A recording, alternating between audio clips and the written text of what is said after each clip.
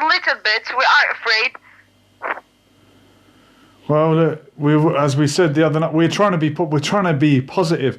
The other night we had quite a serious talk, and I think we panicked a few people. So, how do you stay calm, even if it's serious? Like you said, it won't be the last emergency that we have, unless it is, but it's not. How can we stay calm? How can people look after their mental health in times like this? Because anxiety can make you ill just as much as a virus can. Anxiety can make you out of breath. You can start believing that you have all the symptoms, and you start Googling it.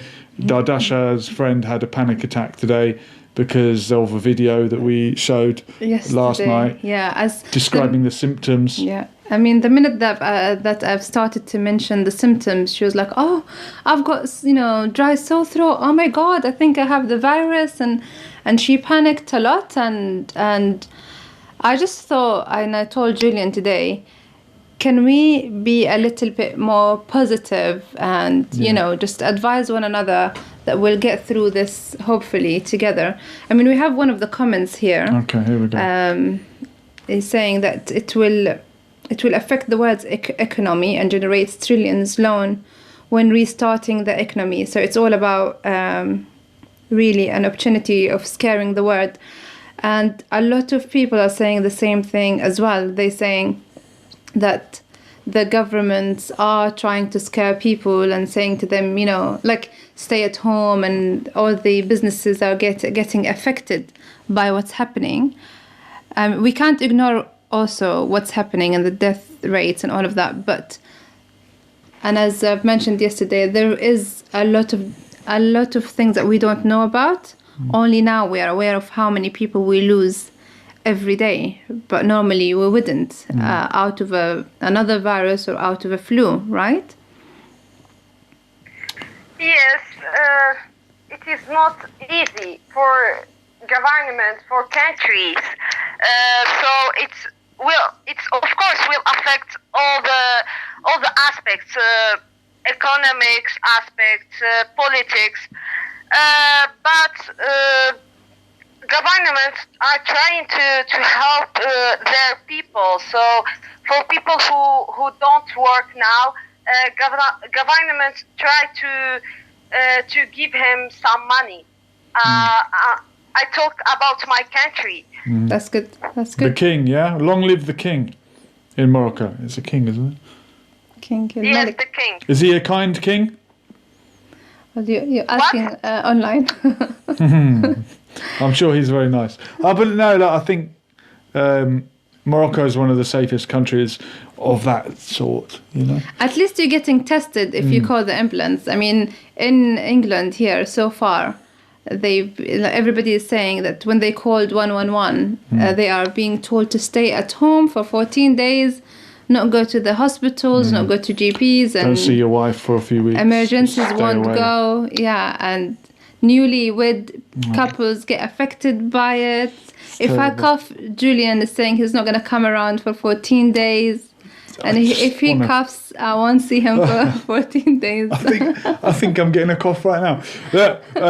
Munia, we've got another caller to speak to, so we're going to say thank you very much, and we hope that we'll speak to you again, okay?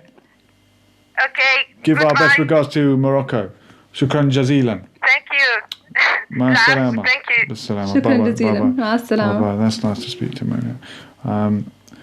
We're getting a real connection with Morocco these days. It's interesting, and we love to be international. In a moment, we're hoping to speak to Ayru, who I'm guessing is in Morocco, going by anything. But I just want to ask Dardasha, what happened with your incident today when you made someone panic by telling them the symptoms? Well, I don't know if I regret it now, but I was just saying about the recipe that I've mentioned yesterday. Oh, yeah. Do you remember? Which, if you missed it, it's hot water. Yes. And so a load of other herbal stuff. Oh, come on. Well, it's turmeric. Turmeric. And ginger.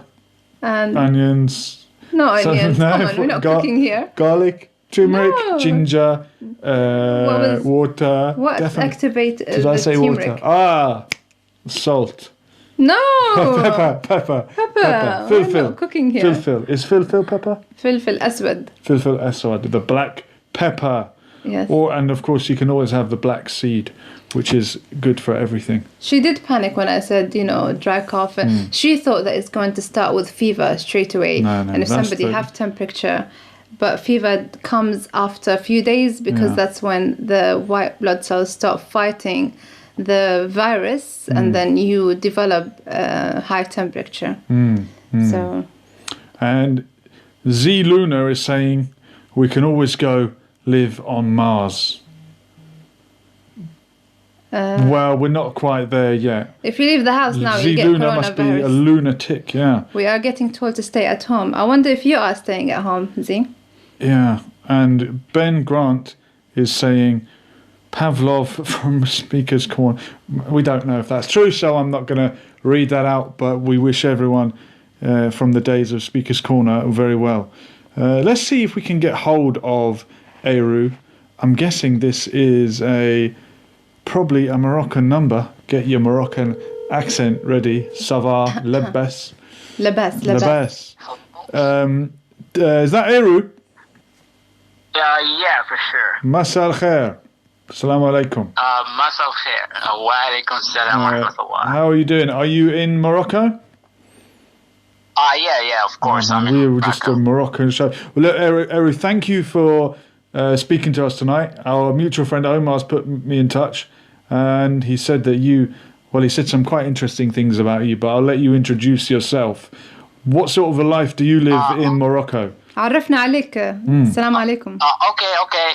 My name is Mohammed Elairu. I'm a student here. I study English as a major. I work also as a freelancer. I think that's it. All right, there we go. What? Yeah. Yeah, that's more than enough. And what are your feelings about this? How do you say it? Jaiha. كارثة. I want to know the J one. جائحة. جائحة is I don't pandemic. usually use it, but I use Oh, كارثة. Jaiha is Yeah, pandemic. You mean like it's it's Jaiha. like a pandemic? Yeah, it's a Yeah, spreading pandemic. virus. Well, Pandemic. I think it is very dangerous, and that everybody has to stay home. That's for the benefit of everyone, because that literally helps in stopping the virus from spreading. Do you know what, Eru? Sorry to interrupt. In the UK, people have been saying that Muslims are more at risk from the coronavirus because they're more social, they're more interactive. They go to Friday prayer. A lot of them live in extended families.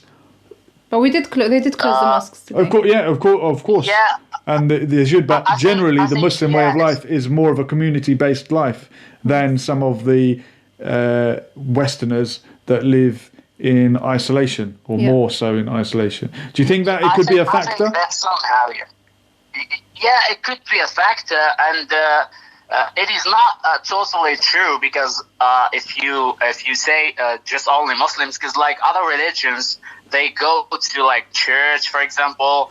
For sure. Like they have parties, they gather together. So I think it depends on the country, because sometimes the traditions are different, and so like people have different events and stuff like that. So I think Muslims are less somehow, because we pray, we have wudu, we clean ourselves 5 times a day, so that helps. No, that's a good point. I agree with Okay. Muhammad. And also, when you say about different cultures, in here, everybody goes out on Fridays, everybody go out on a Saturday, everybody goes out for a drink, and, so everybody is quite social as well here. Like, people they usually avoid sitting at home every Friday night, when Muslims will probably just do the Friday prayers and spend time with the family.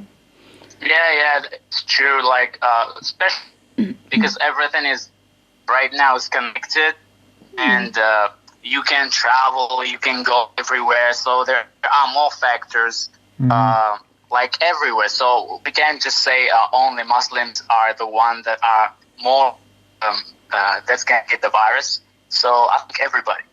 Yeah, I mean, even here, one of the comments that we're getting from Age Case Docs, he's saying his mom got locked in Portugal because they are so social, and that's so true because I have friends that are from Portugal as well, and they are very family orientated, and they love to spend time with family and friends. So I guess this virus hasn't left anybody, age-wise, country, religion. We are all got affected by it somehow. And it's quite interesting just to see, like, at this point, no one is safe. And we are all the same, it hit us all the same equally. Yeah. You're absolutely right. So, like, the blame is on us now. So, like, if the government says we have to stay at home, we have to stay at home. Because I've seen, like, some people's, like, old mentalities, they say, like, the corona won't hit us, we are strong, or something like that. And they just go outside. So, that's wrong. And for a safer and better way of not getting the virus, you have to stay home. Definitely, and don't panic buy because you're depriving other people. There's enough if we all remain calm. Yeah, that's also a thing because now, like, as we are Muslims, I don't think that we panic a lot because, like, for Westerners, and maybe because they don't have a religion or something like that, they just, like, more attached to life. Muslims, like, they know, like, if you die, like, you have something that you're going to, if you're like a true Muslim, I'm saying. Mm-hmm. So, like, Muslims kind of still have this thing that they're not really attached to life. But Westerners has this thing with more attachment to life. I have to say, you know what I mean? Mohammed, you speak very good English. You said you're learning English in Morocco? Major. Or what is it you're studying? I study English as a major. As a major? Ah, interesting. Yeah. Somehow I'm trying also to get out of the topic about coronavirus.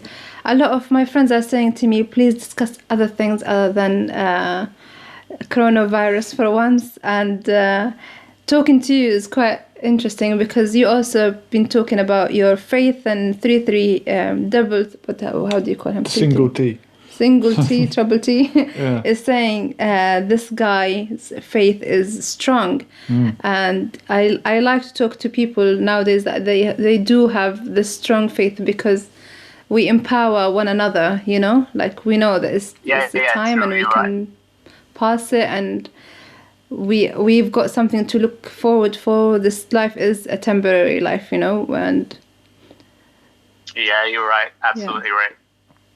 That's why I said, like, Westerners, they don't have nothing, like, they just attach to life and they are afraid from dying. So that's why, like, it is better for Muslims. And may Allah protect everybody. We hope the best. That's ironic in the sense that the less attached you are to life, the more likely you are to cling to it. If you're saying that the Muslims they're actually going to behave in a safer manner that could save lives by not being attached to the life. Does that make sense? That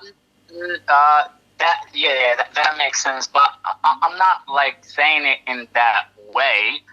Of course, everybody fears have fears from dying. So basically, even Muslims, like anybody, because that's a nature thing, an instinct in us as human beings. I'm just saying, like true Muslims, the people who have real faith, I think they do the best for everyone, and in the same time, they have nothing to be afraid of because they are doing everything as it is.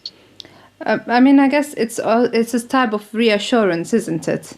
I mean, we all do believe that, we're going to die one day, but we don't want to die now. So we obviously take... That's absolutely right. That's what I mean. We're not going to put our life at risk to die as well. So we we are also obliged to care for the community, to care